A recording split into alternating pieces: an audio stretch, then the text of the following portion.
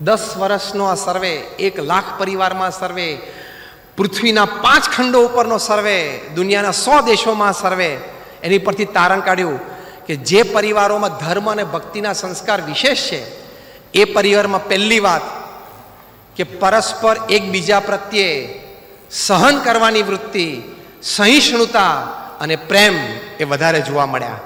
આ સુખમય જીવન થયું કે નહીં? કારણ કે હાર્વર્ડ યુનિવર્સિટીએ સ્ટડી કર્યો કે પૃથ્વી પર સૌથી મોટો આનંદ કયો? તો પારિવારિક જીવનનો આનંદ. બીજી વાત કરી કે જે પરિવારોમાં ધર્મ અને ભક્તિ છે એ પરિવારને બીજો શું લાભ છે કે એ લોકોના બાળકોના એકેડેમિક રિઝલ્ટ્સ, એટલે શૈક્ષણિક પરિણામો જે પરિવારમાં ધર્મ અને ભક્તિ નથી એના બાળકો કરતા સારા દેખાણા. ત્રીજું કીધું કે ધર્મ અને ભક્તિ જેના પરિવારમાં હોય એ પરિવારોના બાળકોમાં સ્કૂલની ફરિયાદો ઓછી આવે છે. ચોથી વાત કરી ધ ઓવરઓલ હેલ્થ, એ કે જે પરિવારોમાં ધર્મ અને ભક્તિના સંસ્કાર છે એ પરિવારજનોની ઓવરઓલ એનું સ્વાસ્થ્ય એ ધર્મ અને ભક્તિ નથી એવા પરિવારોના સ્વાસ્થ્ય કરતાં ઘણું સારું જણાણું. તો આ બધું સુખમય જીવન માટે નથી આવતું? ધર્મ અને ભક્તિના સંસ્કારથી તમારા બાળકોનો અભ્યાસ જો સારો થતો હોય, તમારા બાળકોની ફરિયાદો ઓછી આવતી હોય, તમારું બધાનું પરિવારમાં બધા જ પરિવારજનોનું સ્વાસ્થ્ય સારું રહેતું હોય, તમારા પરિવાર વચ્ચે ટોલરન્સ, એક્સેપ્ટન્સ, એડજસ્ટમેન્ટ એટલે કે સહિષ્ણુતા, પ્રેમ, લાગણી, સહન કરવું એ વધી જતું હોય,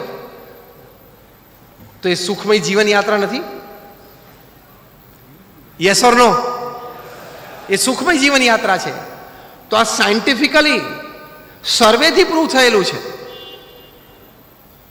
પણ આપણે ઘણી વખત કેવું છે કે અમે સંતો કહીએ તમને ઓછું મનાય, પણ એની જ વાત પાછી પશ્ચિમમાંથી રિસર્ચ થઈને આવે ને તો કે હવે બરોબર.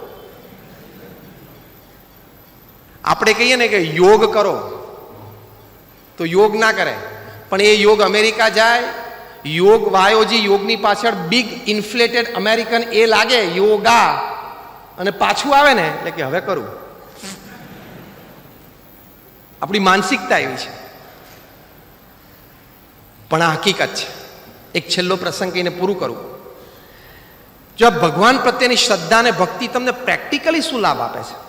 Let us talk practical. આપણે થિયરીની વાતો નથી કરવી. રોજિંદા જીવનમાં મિનિટ ટુ મિનિટ તમને શું લાભ થાય છે? તો સૌથી મોટો લાભ એ છે કે કપરી પરિસ્થિતિ, પ્રતિકૂળ સંજોગોમાં તમને આ વાત સ્થિરતા આપશે, બે બાકડા થતા બચાવશે, સ્ટ્રેસ લેવલ તમારો ઓછો કરશે અને તમને આપઘાતમાંથી પણ બચાવશે. બહુ મોટા સાયકેટ્રિસ્ટ હતા કાર્લ યંગ, એમણે લખ્યું છે કે મેં 60 વર્ષ સુધી સાયકેટ્રિસ્ટની પ્રેક્ટિસ કરી. એટલે સાયકેટ્રિસ્ટ એટલે ગાંડા, સાયકેટ્રિક ગાંડાની ટ્રીટમેન્ટ કરીએ. કેટલા વર્ષ? 60 વર્ષ આંતરરાષ્ટ્રીય કક્ષાએ. અને સાયકેટ્રી વિભાગના પિતામહ કહેવાય કાર્લ યંગ. એમણે કહ્યું કે મેં 60 વર્ષ સુધી ગાંડાઓની ટ્રીટમેન્ટ કરી છે એને સાજા કરવા માટે. હવે વાક્ય સાંભળજો. ડોક્ટર કાર્લ યંગે કહ્યું કે 60 વર્ષ મેં ગાંડાઓની ટ્રીટમેન્ટ કરી, પણ એક પણ પેશન્ટ મારી પાસે એવો નહોતો કે જે ભગવાનમાં એને શ્રદ્ધા અને ભક્તિ હતી અને મારી ટ્રીટમેન્ટની જરૂર પડી હોય. સ્થિરતા, સ્ટેબિલિટી. 1972ની સાલમાં યુગાન્ડામાં ઈદી અમીનને રાતોરાત સપનું આવ્યું કે બધા એશિયનોને કાઢો. આપણા બધા ગુજરાતી ત્યાં યુગાન્ડામાં બધા લાખોપતિ અને કરોડોપતિ હતા, મર્સિડીઝ ફેરવતા હતા. 60 અને 70ના દાયકામાં મોટી મોટી દુકાનોના માલિક હતા, ફેક્ટરીઓના માલિક હતા. અને ઈદી અમીન આવ્યા અને કે 72 કલાકમાં દેશ છોડો, પહેરેલા કપડે છોડો. અને સૈનિકો ઘરે ઘરે ગયા કાઢવા માટે. પહેરેલા કપડે નીકળે તો શૂટ કરી દઈએ. ઘણાને શૂટે કર્યા. પણ યુગાન્ડા બ્રિટિશ કોલોની હતી એટલે બધા પાસે બ્રિટિશ પાસપોર્ટ હતો. પણ ઘણા બધા વૃદ્ધો હતા કે આપણે 60-70 થઈ ગયા તો આપણે ભારત પાછા જાઓ ને 10 જ વર્ષ છે. ઘણા યંગસ્ટર હતા ને બધા લંડન ગયા. 72 કલાકમાં તો બધા જ એશિયન્સને યુગાન્ડામાંથી કાઢી મૂક્યા. અને યુગાન્ડા એવો દેશ છે ઈસ્ટ આફ્રિકાનો જેની માટે કહેવત છે કે રાત્રે તમે સાવેણાની સળી એ જમીનમાં નાખીને સૂઈ જાઓ એટલે સવારે એની પર ગુલાબ આવી ગયું હોય. કેટલી ફળદ્રુપ જમીન, દુનિયાની સૌથી ફળદ્રુપ જમીન. હા, રાત્રે તમારે સાવેણાની સળી જમીનમાં ઊભી રોપી દેવાની અને સવારે એની ઉપર ગુલાબ આવી ગયું હોય. આ કહેવત છે કે જમીનની ફળદ્રુપતા વર્ણવવા માટેની કહેવત છે. આ બધા લંડન ગયા, મર્સિડીઝ ફેરવતા હતા, એ બધા બીજે દિવસે સવારે લંડનમાં ઘરે ઘરે છાપા નાખવા જતા હતા. કેવી પરિસ્થિતિ થાય! આ બધું 72 કલાકમાં જ થયું છે. માણસ ગાંડો થઈ જાય કે નહીં? કોઈના દુકાનમાં કચરા પોતા કરવા માટે રહ્યા, 72 કલાકમાં પહેલા એની પાસે 6 બેડરૂમનું એર કન્ડિશન હાઉસ હતું અને ઘરમાં 10 આફ્રિકનો કામ કરતા હતા, અને 72 કલાક પછી એ લંડનમાં કોકની દુકાનમાં કચરા પોતા કરતા હતા. શું પરિસ્થિતિ થાય! પણ ચાર્લ્સ કનિંગહેમ નામના એક બ્રિટિશ ઇતિહાસકારે લખ્યું કે આ બધા ગુજરાતીઓ અને બધા ઇન્ડિયન્સ એ યુગાન્ડામાં આવી સાહેબી છોડીને અહીંયા આવ્યા, રાતોરાત આવવું પડ્યું, પહેરેલા કપડે કાઢી મૂક્યા. એરપોર્ટ ઉપર ઇદી અમીનની આર્મી ઊભી રહેતી હતી. વીટી પણ ભૂલથી કોઈ લઈ જાય શકે, વીટી પણ ચેક કરે, ગળાનો ચેન હોય પણ ચેક કરે, વોલેટ પણ કાઢી લે, અને બૂટ સારા દેખાય તો બૂટ પણ કાઢી લે. ચાર્લ્સ કનિંગહેમ લખે છે કે આ બધા અહીંયા આવ્યા, હું એમાંના ઘણા બધાને મળ્યો છું. દુઃખ હતું એ લોકોને, એમાં બે મત નથી, ઘણો આઘાતે લાગેલો, પણ એ લોકો આકુળ વ્યાકુળ નહોતા, એ લોકો બે બાકડા નહોતા થઈ ગયા, જીવન હારી ગયા છે એવું એ લોકોને મનમાં નહોતું.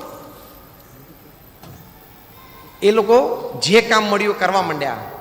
એની પાછળનું રહસ્ય શોધવાનો મેં પ્રયત્ન કર્યો. પછી ચાર્લ્સ કનિંગહેમ લખે છે કે બધાનો ઇન્ટરવ્યૂ મેં લીધો, બધાના મોઢામાં એક જ શબ્દ હતા કે યુગાન્ડામાં જાહો જલાલી, સાહેબી અને મોજ શોખ હતા એ ભગવાનની ઈચ્છા, અને આજે અહીંયા કચરા પોતા કરીએ છીએ એ ભગવાનની ઈચ્છા, અહીં મહેનત કરી લેશું. આ ભગવાનમાં શ્રદ્ધાનો મોટા મોટો લાભ છે. નહીં તો રોજ સવાર ઉઠીને પ્રશ્ન, માને કેમ આવું થયું? બધાને સવાર ઉઠીને આ પ્રશ્ન હોય છે, કેમ આવું થયું? નહોતું થવું જોઈતું, મારી જોડે જ કેમ આવું થયું? ભાઈ નહોતું થવું જોઈતું, થઈ ગયું, હવે શું કરું? બોલ, રડવું છે, આપઘાત કરવો છે? ભગવાનમાં શ્રદ્ધા હશે ને તો આ વિચાર રહેશે, કલ જો થા વો ભી ભગવાન કી इच्छा, आज जो है वो भी भगवान की इच्छा, और कल जो होगा वो भी. चले यूनियन बैंक वाला ने मुख्य बात कर दी है हम, क्योंकि आप ज़्यादातर हिंदी समझते हो, मैं समझ सकता हूँ कि मैं गुजराती में बोल रहा था, इसलिए शायद आपको सब कुछ समझ में तो नहीं आएगा. आया? हाँ, तो फिर अच्छी बात है. तो ये बात है, भगवान की इच्छा, भगवान की इच्छा से होता है. આનો મતલબ એવો નથી કે પુરુષાર્થ ના કરવો, જંગી પુરુષાર્થ કરવો એ મનુષ્યનું કર્તવ્ય છે અને મનુષ્યનું ગૌરવ છે. પણ એ પુરુષાર્થ પછી જે પરિણામ મળે ને એ સ્વીકાર કરવો ભગવાનની ઈચ્છાથી, એ પણ મનુષ્યનું ગૌરવ છે. આ વાત આપણને શીખવાડવાની છે. બસ આ વાત એક શીખી જાઓ ને, તમને આજે આખા પ્રવચનમાં એક વાત યાદ ના રહે ને તો આ વાત યાદ રાખજો કે હું મારી બુદ્ધિ, શક્તિ, આવડત, સંજોગો, વ્યવસ્થા, સહકાર થી બધો પુરુષાર્થ કરી લઈશ, લડી લઈશ છેલ્લા શ્વાસ સુધી. પણ પછી કદાચ મારી મનગમતી પદવી કે મનગમતું સ્થાન અથવા મનગમતો દરજ્જો કદાચ મને ન મળ્યો, એનાથી ઓછું મળ્યું, તો હું પ્રેમથી સ્વીકારી લઈશ. ભગવાનની ઈચ્છા, મારા પ્રાર્થમાં કદાચ આટલું જ લખ્યું હશે. એ વિચાર સાથે તમે જીવો ને એટલે એક દિવસ પણ તમારું મોઢું ઉતરેલી કઢી જેવું ના થાય, પીધેલી, એક દિવસ પણ નહીં. અને શું કામ મોઢું ઉતરેલું રાખીએ? શું કામ હતાશા અને નિરાશામાં જઈએ? એક તો જીવું 70-80 વર્ષ, એમાં રોજના 8 કલાક જો સૂઈએ એટલે 23 વર્ષ તો શું આમ જતા રહે? તો રહ્યું શું? એમાં મોઢું કરમાઈને શું કામ ફરવું? સવારથી તાજા જ રહેવાનું, આનંદમાં જ રહેવાનું. મળ્યું બહુ સારું, ના મળ્યું વધારે સારું. કેમ? મળ્યું એ મારી ઈચ્છા, ના મળ્યું ભગવાનની ઈચ્છા, કંઈક બીજું હશે. આ વિચારથી જીવન અને જીવન યાત્રા સુખમય રહે. તો આપ સર્વે માટે અમે પ્રાર્થના કરીએ છીએ. ફરી વખત સૌજીભાઈનો ખૂબ ખૂબ આભાર કે એમના આયોજનથી આપણે આજે મળી શક્યા. એમની માટે, એમના બધા પરિવારજનો માટે અમે ખૂબ પ્રાર્થના કરીએ છીએ કે એમની ખૂબ પ્રગતિ થાય.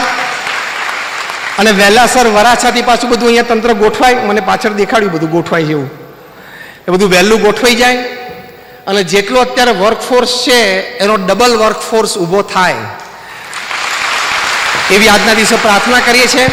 આપ સર્વેના પરિવારજનોને પણ ખૂબ સંસ્કાર પ્રાપ્ત થાય, ભગવાન પ્રત્યેની શ્રદ્ધા પ્રાપ્ત થાય, તમારા સંતાનો પણ ખૂબ સારું ભણે અને આપણે જે $5 ટ્રિલિયન ઇકોનોમી બનાવવી છે એ આપણે આપણી આંખે સારી રીતે જોવી છે. ભારતને એક વિકસિત દેશ અને બીજો શબ્દ પણ મહાસત્તા એ આપણે બનાવવો જ છે.